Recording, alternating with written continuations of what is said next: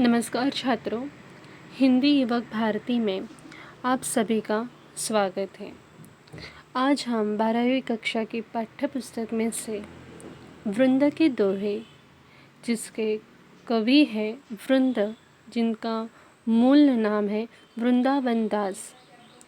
इनका जन्म 1643 और मृत्यु 1723, यानी इनका जो कार्यकाल है वह 1643 से लेकर 1723 तक इनका कार्यकाल रहा। आइए हम इनके बारे में जानते हैं। पहले कवि परिचय। माना जाता है कि कवि वृंद जी का जन्म 1643 को मथुरा में हुआ। रीतिकालीन परंपरा के अंतर्गत आपका नाम आदर के साथ लिया जाता है। आपका पूरा नाम वृंदावन दास है। आपकी रचनाएं रीतिबद्ध परंपरा में महत्वपूर्ण स्थान रखती हैं। आपने काव्य के विविध प्रकारों में रचनाएं रची हैं। 12 मासा में 12 महीनों का सुंदर चित्रण किया है। यमक सतसई में विविध प्रकार से यमक अलंकार का स्वरूप स्पष्ट किया है। आपके नीतिपरक दोहे जनसाधारण में बहुत प्रसिद्ध हैं और लोक व्यवहार में अनुकरणीय हैं। आपकी भाषा सहज, सुंदर तथा लोक भाषा से जुड़ी हुई है। आपकी भाषा में ब्रज तथा अवधी भाषा के शब्दों की बहुलता देखी जाती है। आपके द्वारा दिए गए दृष्टांत आपकी भाषा के साथ साथ भाव और कथ्य को भी प्रभाव उत्पादक बना देते हैं। आपका निधन 1723 में हुआ। ये हमने इनका कवि परिचय देखा है, किस तरह से उन्होंने अपनी जो भाषा इस्तेमाल करते हैं अपने काव्य में वह कैसी होती है, तो सहज, सुंदर और लोक भाषा से जुड़ी हुई, ताकि साधारण जो मनुष्य है वो भी उसे समझ सके और पढ़ सके।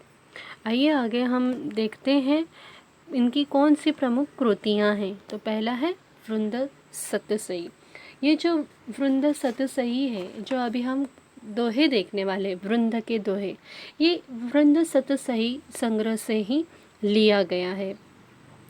समेत शिखर छंद, भाव पंचाशिका, पवन पचीसी, हितोपदेश संधि, यमक सतसई, वचनिका, सत्य स्वरूप आदि, ये इनकी प्रमुख कृतियाँ रही।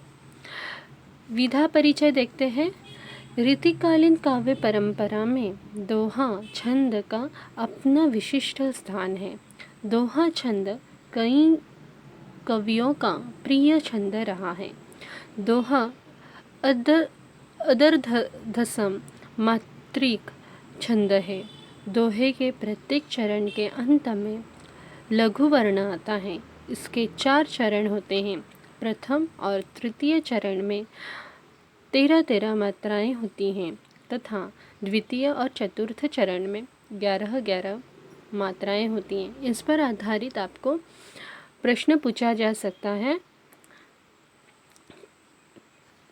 ये हमने यहाँ पर आपको इस तरह से प्रश्न पूछा जा सकता है। आपको प्रश्न साहित्य संबंधी सामान्य ज्ञान में भी पूछा गया है कि दोहा छंद की विशेषता है, तो उसका उत्तर यही आएगा कि दोहे के प्रत्येक चरण के अंत में लघु वर्ण आता है। इसके 4 चरण होते हैं। प्रथम और तृतीय चरण में 13-13 मात्राएं होती हैं तथा द्वितीय और चतुर्थ चरण में 11-11 मात्राएं होती हैं। आगे देखते हैं पाठ परिचय। जो अब हम दोहे पढ़ना प्रारंभ करेंगे, इससे पहले उसका हेतु क्या है, पाठ का हेतु क्या है, ये देखते हैं। प्रस्तुत दोहों में कवि वृंद ने कई नीतिपरक बातों की सीख दी है। विद्यारूपी धन की विशेषता यह होती है कि वह खर्च करने पर भी बढ़ता जाता है। विद्या यानी विद्या की देवी सरस्वती, सही कह रही हूँ ना? तो यहाँ पे कहा गया है कि विद्या रूपी जो धन की विशेषता यह होती है कि वह खर्चा करने पर भी बढ़ जाता है। मतलब अगर हम अपने पास से विद्या रखते हैं तो वो उसमें घट आती है, मतलब क्या होता है उसमें कमी हो जाती है, नष्ट हो जाता है। अगर हम वो दूसरों पर खर्च करें, यानी दूसरों को, हमारे पास जो ज्ञान है वो हम दूसरों में बांटें, तो हमारा ज्ञान जो है उसमें क्या होती है, बढ़ोतरी होती है, बढ़ता है। आगे कहते हैं, देखो, आंखें मन की सच झूठ बातें बता देती हैं। जितनी चादर हो मनुष्य को उतने ही पाँव फैलाना चाहिए। व्यवहार में कपट को स्थान नहीं देना चाहिए। बिना गुणों के मनुष्य को बड़प्पन नहीं मिलता। दुष्ट व्यक्ति से उलझने पर कीचड़ हम पर ही उड़ता है। संसार में सद्गुणों के कारण ही व्यक्ति को आदर प्राप्त होता है। कवि वृंद के दोहे पाठकों को व्यवहारिक अनुभव से परिचित कराते हैं, जीवन का सच्चा मार्ग दिखाते हैं। इस तरह से यह पाठ परिचय हुआ है।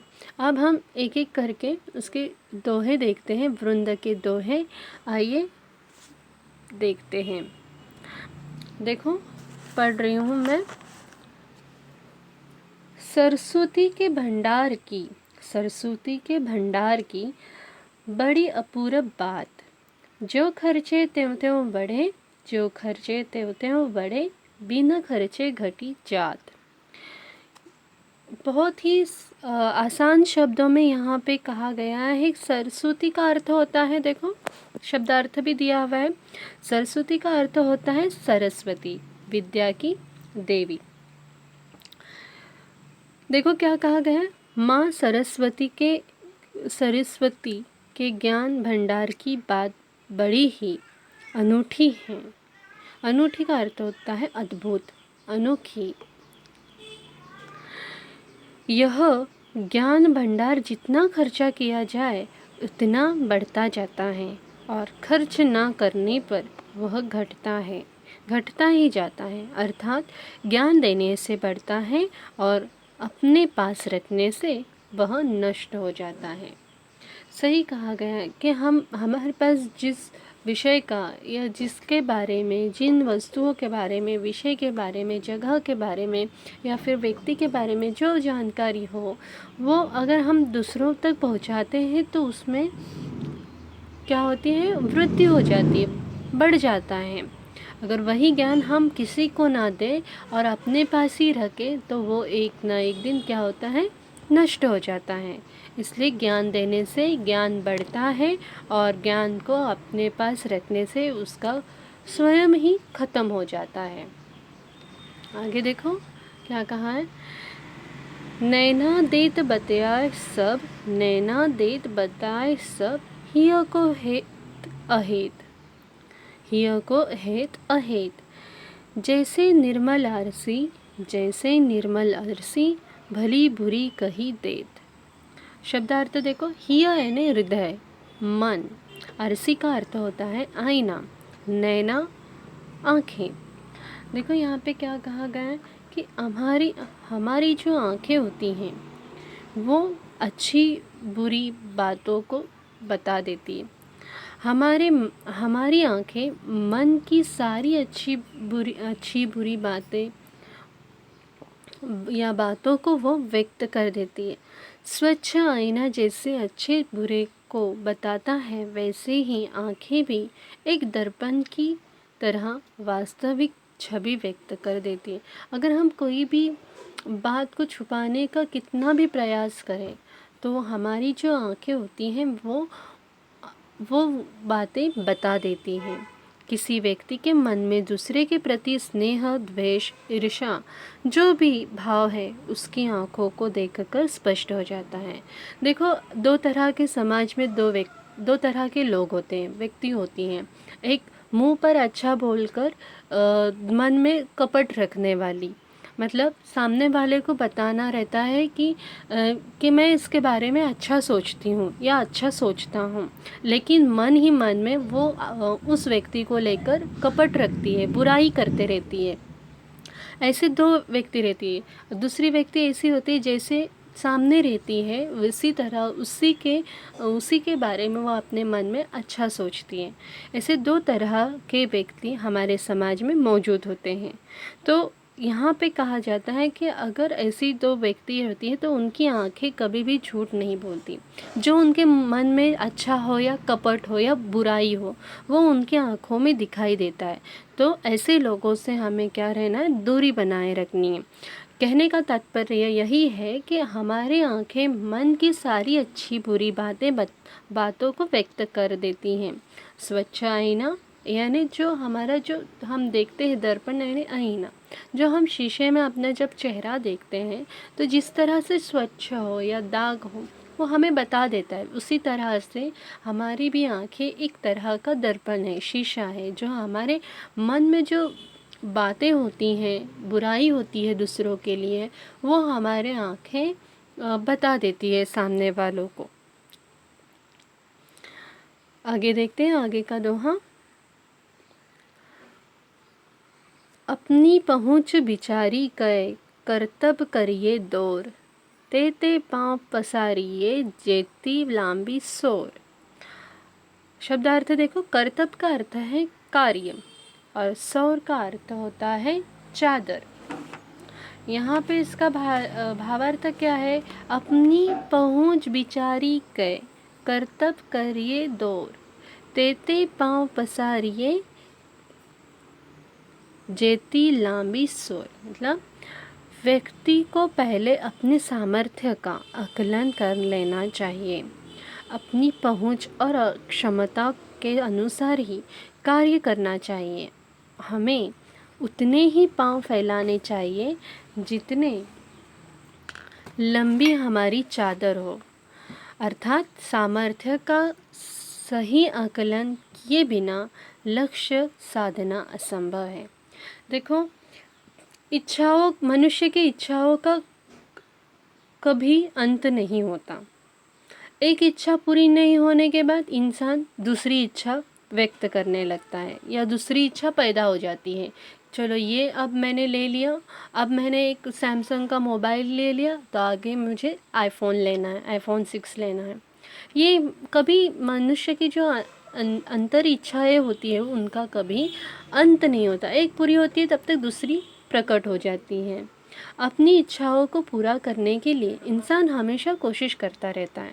इंसान कुछ ऐसे सपने भी देख लेता है जो पूरा करना उसके लिए असंभव है। कभी संभव भी हो जाता है तो कभी असंभव भी हो जाता है।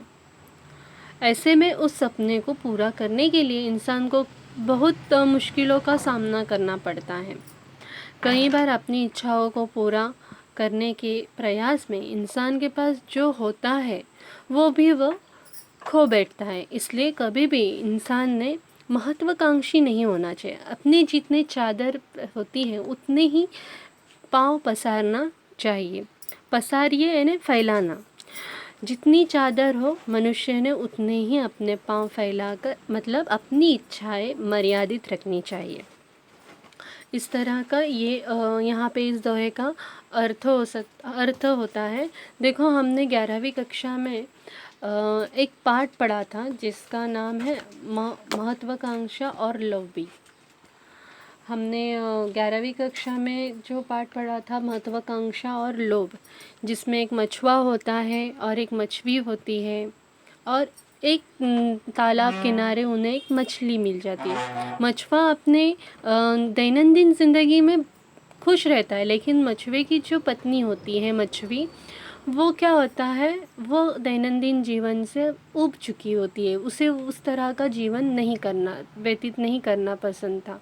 वो एक झोपड़ी में रहते थे, लेकिन वो झोपड़ी में वो मछुआ जो था वो खुश था, लेकिन मछली उसे वो झोपड़ा बिल्कुल अच्छा नहीं लगता था। वहाँ पे उसे अपनी ज़िंदगी व्यतीत करना कठिन होती थी। तो एक बार क्या होता है, मछुए को एक तालाब के किनारे एक मछली मिल जाती है। वो मछली मछुए से बातें करती है। मछली कहती है कि मुझे कहीं और लेकर जाकर छोड़ दो, मुझे तालाब से निकाल के नदी में छोड़ दो। तो वो वहीं उसे उस तालाब में से निकाल कर नदी में छोड़ता है। तब मछली कहती है मछुए को कि तूने मेरी जान बचाई, इसके बदले तुझे जो चाहिए वो बता। तो उस वक्त वो कुछ नहीं बोलता है, वो अपनी जो पत्नी होती है उसके पास आता है और उसे घटित घटना के बारे में सब कुछ बता देता है। तब उसकी पत्नी कहती है मछली कि वो साधारण मछली नहीं है, वो जादू की मछली है, उसे कह दो कि मुझे हमारी जो झोपड़ी है उसे वो महल बनाए। अब वो जाकर मछुआ जो रहता है वो जाकर उसे महल बनाने कहता है। तो मछली उसकी बात को मानती है और उसे वो दे देती है, महल देती है। फिर उसे उसकी और ख्वाहिश बढ़ जाती है। मतलब यहाँ पे जो लालच है वो बताया गया है इस पार्ट में।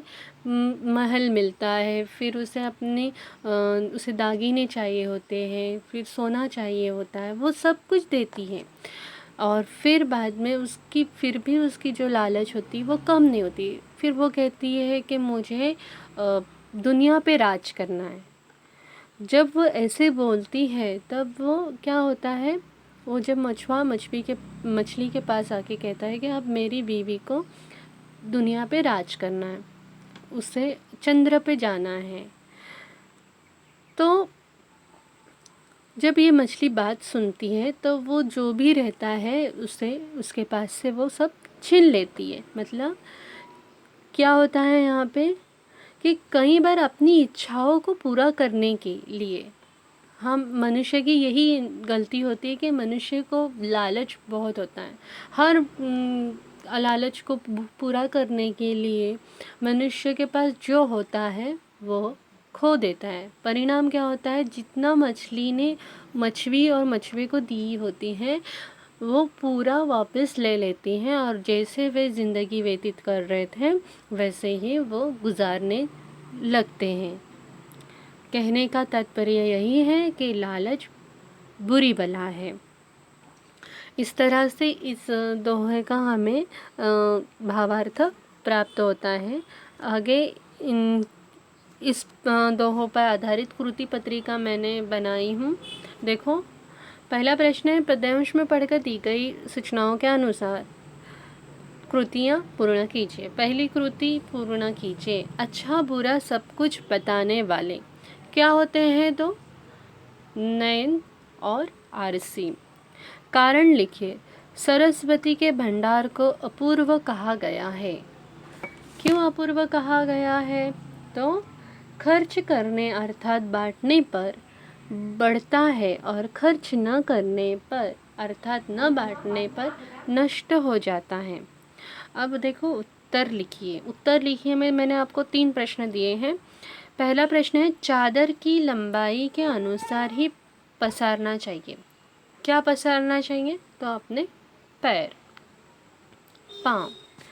दूसरा प्रश्न है, आंखें बता देती है। आंखें क्या बताती है ये आपको लिखना है। मैंने बता दी हूँ उसका उत्तर। आंखें मन की सच्ची और अच्छी और बुरी बातें बताती हैं। विद्या रूपी धन की विशेषता। देखो, मैंने ये कारण लिखिए में भी यह प्रश्न पूछा है और उत्तर लिखिए एक वाक्य में जो है वो भी आपको यहाँ पे पुनः प्रश्न पूछा है, तो वही उत्तर आएगा। विद्या रूपी धन की विशेषता क्या होती है कि खर्च करने अर्थात बांटने पर बढ़ता है और खर्च न करने अर्थात न बांटने पर वह नष्ट हो जाता है या खत्म हो जाता है। दूसरा प्रश्न है, शब्द संपदा पर देखो मैंने आप कुछ प्रश्न निकाले हैं। निम्न शब्दों के लिए पद्यांश में आए शब्द ढूंढकर लिखिए। विद्या की देवी, इसके लिए पद्यांश में क्या शब्द आया है वो ढूंढना है आपको। अद्भुत के लिए क्या आया है शब्द? हृदय, आईना, चादर, लकड़ी। ये सब मैंने आपको शब्दार्थ में इसके दिए हुए हैं, वो आपको लिखना है। अभिव्यक्ति देखो, चादर देखकर पैर फैलाना बुद्धिमानी कहलाती है। इस विषय पर अपने विचार व्यक्त कीजिए। आप यहाँ पर अपने विचार, अपने अनुभव यहाँ पर व्यक्त कर सकते हो। चादर देखकर पैर फैलाना बुद्धिमानी कहलाती है, अर्थात अपनी क्षमता को ध्यान में रखते हुए ही कोई भी कार्य करना बुद्धिमानी है। इच्छाओं का कोई अंत नहीं होता। एक इच्छा पूरी होने के बाद इंसान के मन में दूसरी इच्छा पैदा हो जाती है। अपनी इच्छाओं को पूरा करने के लिए इंसान हमेशा कोशिश करता रहता है। इंसान कुछ ऐसे सपने भी देख लेता है जो पूरे पूरे करना उसके लिए संभव नहीं है। ऐसे में उस सपने को पूरा करने के लिए इंसान को बहुत सारी परेशानियों का सामना करना पड़ता है। कई बार अपनी इच्छाओं को पूरा करने के प्रयास में इंसान वह भी खो बैठता है जो उसके पास होता है, जैसे मैंने अभी थोड़ी देर पहले आपको समझाई थी। इसी कारण अपनी क्षमता के अनुसार ही कार्य करना चाहिए। के आगे का भाग आपको जल्द ही मिलेगा। धन्यवाद।